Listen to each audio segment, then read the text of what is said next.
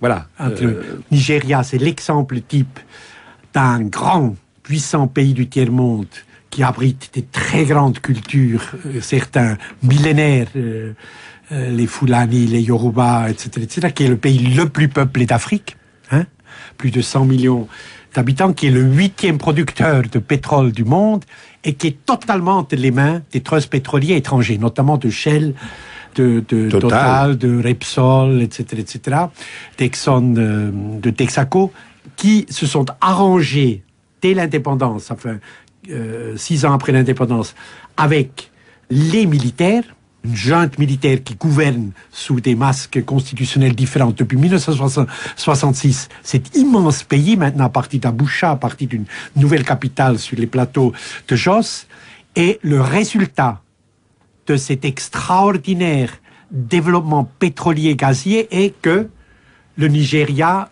a le taux d'analphabétisme le second de l'Afrique, plus de 62% de personnes, que 70% des personnes sont en dessous du minimum vital et que 45% des gens sont gravement et en permanence sous-alimentés. C'est-à-dire il y a une misère, un arbitraire policier, une insécurité, une angoisse du lendemain dans ce pays, la destruction sociale, la misère infligée par ce système de complicité entre une junte militaire payée par les pétroliers étrangers occidentaux et ces comme disait Chomsky, ces gigantesques personnes immortelles, hein, qui sont les trusts transcontinentaux, créent une situation de souffrance extrême. Et vous avez, contre-exemple, la Bolivie. Depuis décembre 2005, le premier président indien d'un pays d'Amérique latine est arrivé avec une forte majorité, 53%, c'est jamais arrivé avant, au pouvoir par des élections totalement libres et transparentes depuis 500 ans après la conquête espagnole, les effroyables massacres que je décris aussi, les Aymara, les Quechua, les Moxo, les Guarani, enfin les grandes communautés, il y a 12 000 et quelques qui font à peu près le 65% de la population, ont mis au pouvoir un des leurs. Et ce Evo Morales, qui est un paysan totalement ancré dans sa communauté, a en 2 ans repris le contrôle des ressources pétrolières et gazières. Et pas n'importe quelles ressources. Les deuxièmes ressources gazières de l'Amérique latine, hein, d'Afrique, et les deuxièmes ressources pétrolières d'Amérique latine également, chaque fois derrière le Venezuela. C'est-à-dire à exproprier, c'est plus compliqué, je le décris, n'a pas exproprié avec l'aide des Norvégiens, des Algériens, des Vénézuéliens, à imposer des nouveaux contrats qui ont transformé ces sociétés Texaco, Shell, etc., en sociétés de services. C'est-à-dire, ils font encore beaucoup de profits, mais en société de services. Ça rétablit la souveraineté énergétique. Et d'un seul coup, les rentrées d'impôts, de revenus sur le pétrole et le gaz bolivien, les rentrées de l'État ont augmenté 18 fois.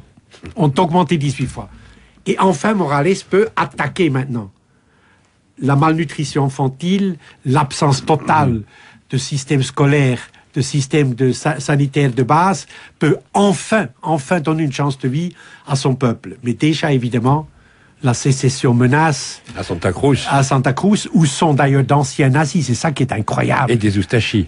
Vous avez tout à fait raison.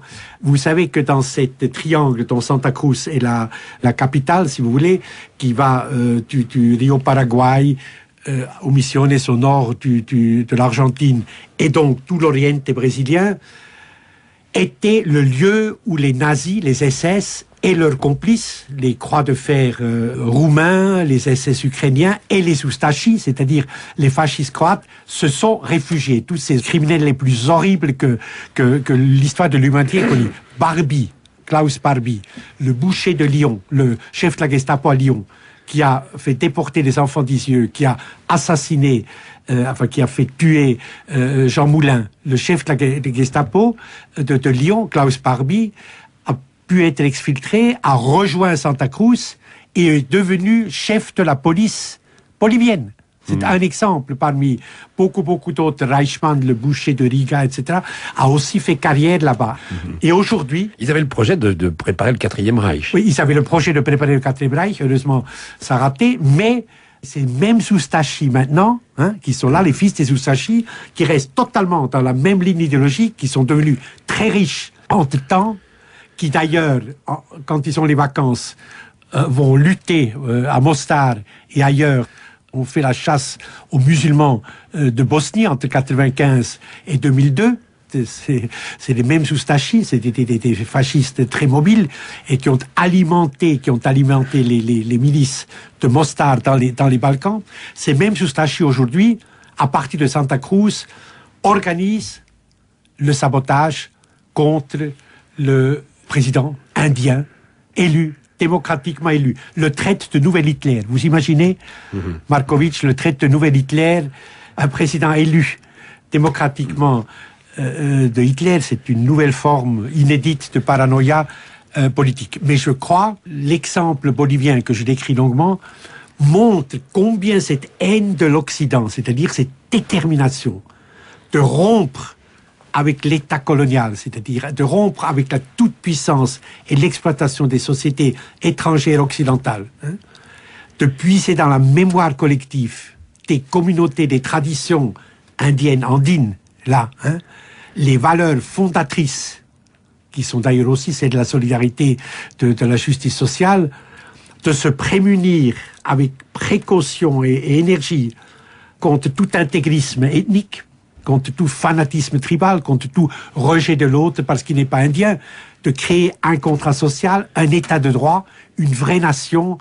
Ça, c'est l'exemple de la Bolivie maintenant, qui les Européens ignorent totalement ce qui se joue là-bas, totalement. Même l'intelligentsia européenne se détourne totalement de ces processus, tellement, pas vous, et je ne veux pas vous reprocher quoi que ce soit.